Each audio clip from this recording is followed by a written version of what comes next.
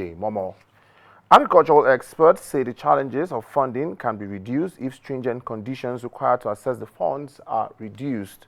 Those who spoke with AIT in Lagos said a lot of funds have been set aside for the development of the sector, but only few farmers are able to access the funds.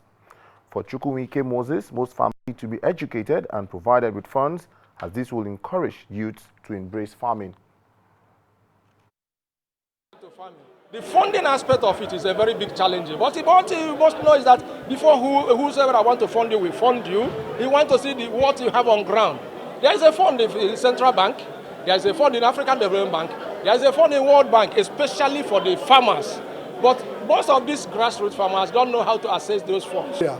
CBN has given us opportunity for farmers. But we Southerners, we are not opportune of such funding because we didn't come together. Agricultural is good for us in Nigeria here, and they are into it, and they really want this loan. That's why we are begging the federal government to give us this loan so that everybody will go back to farming. The federal government was also called upon to address the insecurity concerns in rural communities, as this will encourage farming activities and promote crop production in the country.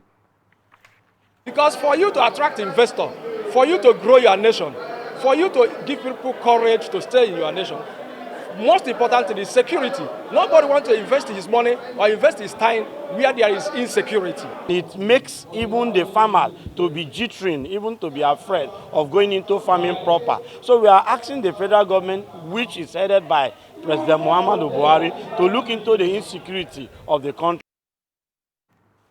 So far, most farmers in some states have abandoned their farmlands due to insecurity concerns in the country, thus affecting the prices of agricultural commodities. Exporters and international trade facilitators have called on African governments to introduce and implement policies that will eliminate barriers that are limiting trade on the continent. They said discrepancies in currency and the attendant risk during the conversion was discouraging trade with other countries on the continent. Speaking at a Pan-African Trade Forum in Lagos, they identified other barriers to trade as poor infrastructure, the lack of trust, and different payment systems. Founder and Chief Executive Officer of the African Trade Invest, Uju Uzo Ojinaka, said over the years, she had observed that the lack of trust and payment terms inhibit international trade on the continent. She said suppliers had a preference for cash, and because of that, they had to devise different means of paying, such as using mobile money wallets and encouraging them to open bank accounts. Other participants noted that despite the abundant resources on the continent, many Africans prefer to trade with others on the African continent rather than with African countries, while others described the challenges of trade in Africa as enormous, emphasizing that currency discrepancies and different exchange rates were a major turnoff for most traders. With the coming on board of the African Continental Free Trade Area Agreement, the AfCFTA, some key players believe that there might be a lot of deliberate efforts by African governments to remove such trade barriers. To the aviation industry now, where the International Air Transport Association has said that domestic carriers and other airlines within the African continent recorded an increase of 11.7% in passenger traffic in June 2019. According to the association, the region led other markets in terms of percentage growth on a month-on-month basis.